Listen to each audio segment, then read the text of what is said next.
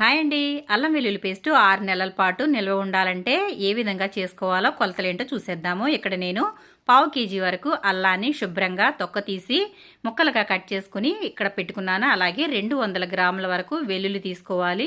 వెల్లుల్లిని ఈ విధంగా వలుచుకొని పక్కన పెట్టుకోవాలి. ఇప్పుడు మనం అల్లం వెల్లుల్లిని ఇందులో కలిపి వేసుకుందాము. అల్లం అనేది తడి అయితే ఉండకూడదండి. తడి ఉంటే త్వరగా పాడైపోతుంది. మనం ఈ విధంగా ఆరబెట్టుకుని చేసుకోవడం వల్ల బయట ఉన్నా కూడా నిల్వ ఉంటుంది. చూసారు కదా, మనం ఇప్పుడు ఇదంతా మిక్సీ పట్టుకున్నాం కదా. ఈ విధంగా మిక్సీ పట్టుకున్న దానిని ఒక గాజు సీసాలో నిల్వ చేసుకోవాలి. గాజు సీసా పొడిగా తుడుచుకుని పెట్టుకోవాలండి.